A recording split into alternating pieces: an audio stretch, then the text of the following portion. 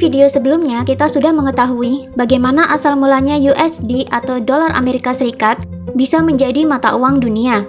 Padahal, Amerika Serikat sendiri juga tidak bisa mencetak uangnya sendiri loh. Dolar-dolar itu dicetak oleh The Fed atau Federal Reserve, bank sentralnya Amerika Serikat. Hebatnya, The Fed ini bukanlah institusi atau lembaga keuangan yang dimiliki oleh pemerintah Amerika Serikat sendiri. The Fed adalah lembaga keuangan, bank sentral yang mandiri dan terbebas dari campur tangan pemerintah Amerika Serikat. The Fed mengontrol moneter di Amerika Serikat, termasuk kontrol terhadap dolar AS. Padahal, dolar Amerika Serikat telah menjadi mata uang dunia. Mata uang seluruh negara di dunia ini berpatokan kepada dolar Amerika Serikat. Pernahkah kalian membaca berita betapa gonjang-ganjingnya dunia jika The Fed menaikkan suku bunganya? Jika The Fed menaikkan suku bunganya, investor akan memindahkan semua investasinya ke Amerika Serikat dan tentunya dolar Amerika Serikat akan menguat. Jika dolar menguat, maka rupiah akan melemah.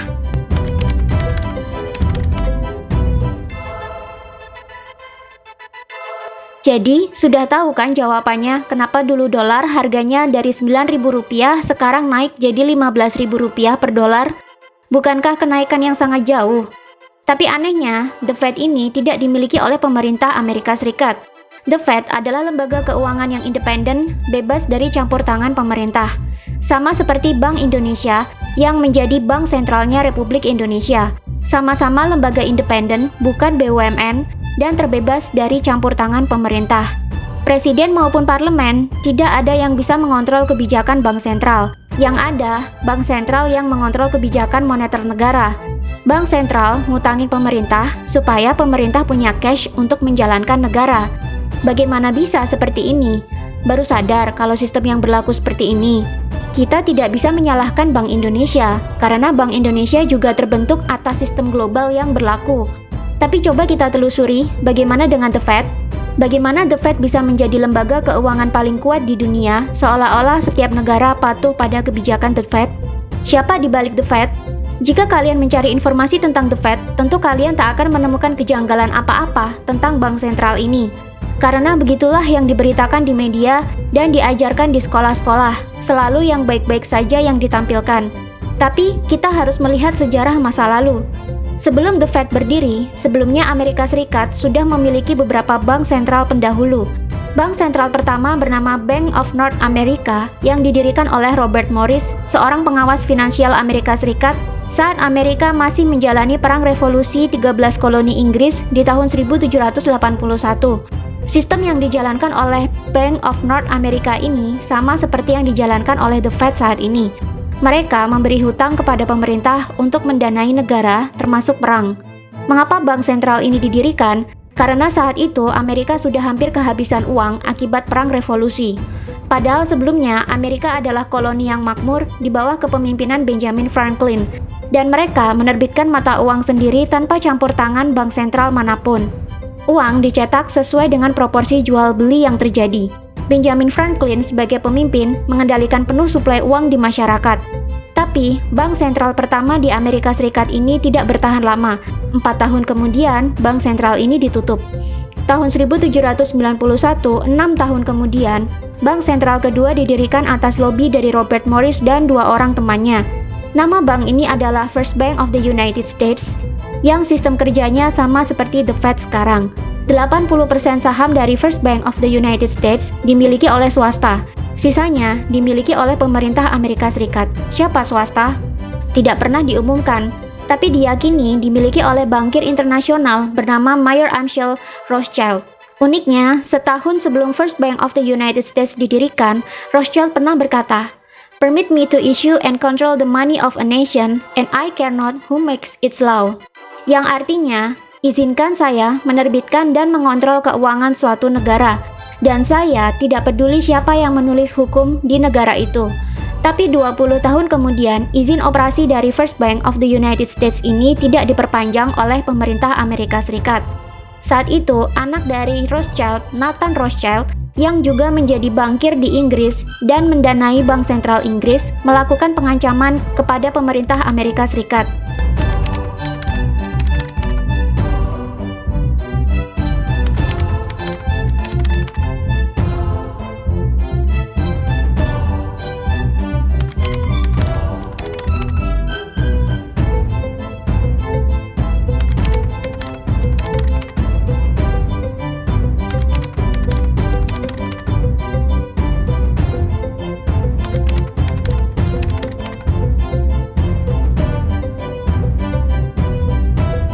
Berikut ancaman Nathan Rothschild kepada Amerika.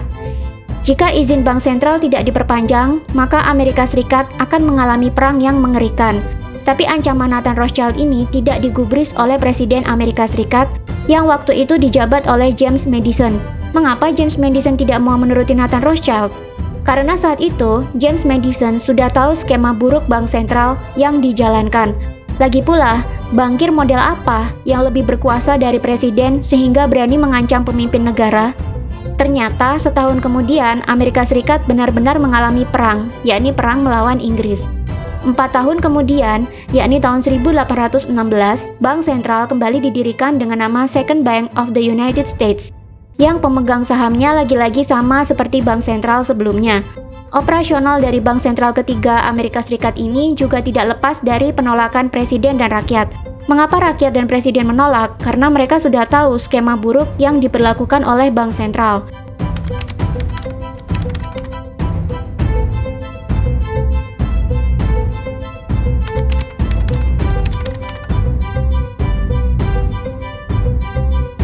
Strategi politis pun dilakukan oleh pemerintah AS untuk menutup bank sentral ketiga ini dan mengembalikan kontrol uang ke tangan pemerintah. Tapi seperti biasa, bank sentral memberikan ancaman pada pemerintah Amerika Serikat jika berani menutup bank sentral. Di bawah kepemimpinan Andrew Jackson, Bank Sentral Amerika Serikat ketiga ini berhasil ditutup dan kepala Second Bank of the United States dijebloskan dalam penjara atas tuduhan penipuan. Apakah Andrew Jackson hidup aman? Tidak, dalam usahanya menutup bank sentral, ia sempat hampir terbunuh oleh pembunuh bayaran. Saat pembunuh bayaran ini ditangkap dan diadili, dia mengaku bahwa dia disuruh oleh sekelompok elit di Eropa yang berjanji akan menjamin keamanannya saat membunuh Andrew Jackson. Dan ajaibnya, pembunuh bayaran ini betul-betul divonis tak bersalah oleh pengadilan. Aneh bukan?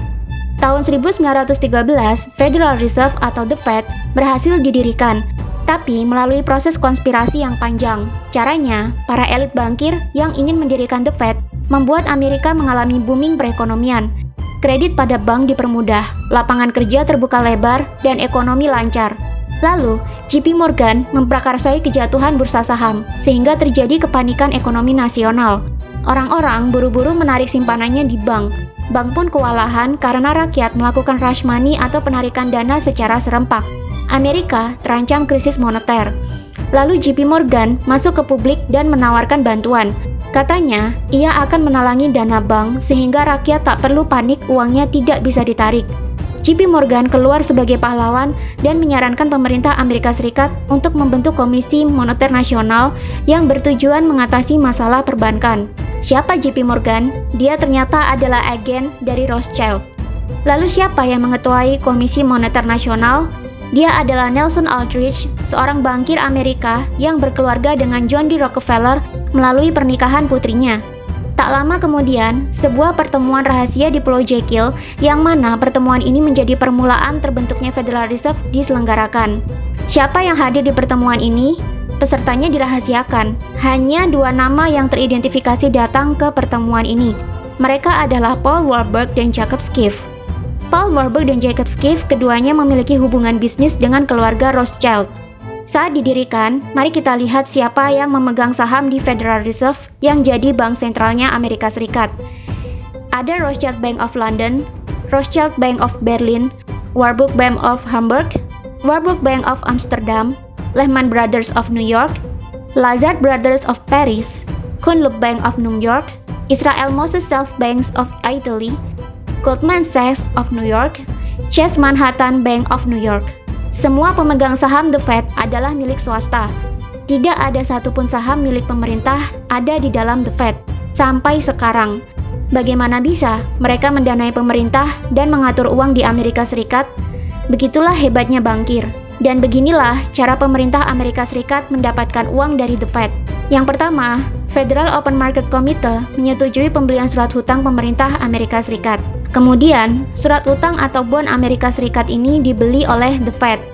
The Fed akan memberikan kredit utang ke rekening bank milik pemerintah, sama seperti yang dilakukan oleh Bank Indonesia. Jika pemerintah Republik Indonesia membutuhkan uang, pemerintah harus mengeluarkan surat utang negara atau bond atau obligasi terlebih dahulu. Lalu, Bank Indonesia membelinya dalam bentuk hutang berbunga.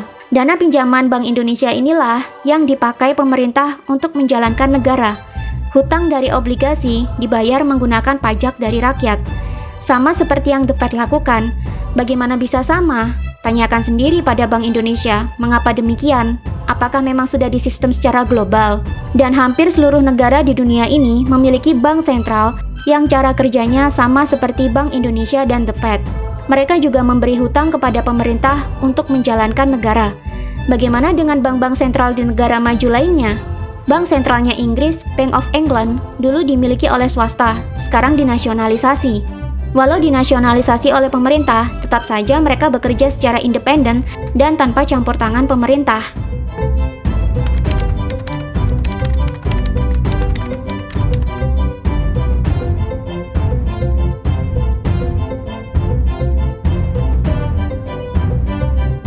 Bank sentral milik Prancis juga sama. Walau sudah dinasionalisasi, tapi mereka bekerja secara independen, bebas dari campur tangan pemerintah. Lalu, mereka bekerja untuk siapa sebenarnya?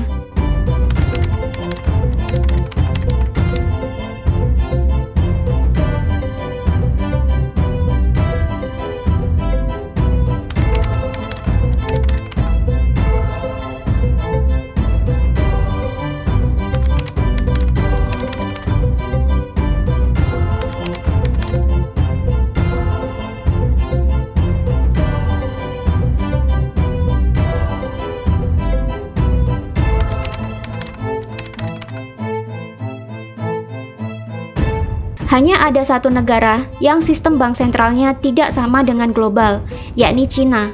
Pemerintah ikut intervensi dalam kebijakan ekonomi dan moneter yang dikeluarkan oleh bank sentralnya Cina. Dan Cina sekarang menjadi negara dengan ekonomi terbesar kedua di dunia. Bagaimana bisa Cina sedikit berbelok dari sistem global dan malah jadi negara pengekspor terbesar kedua di dunia?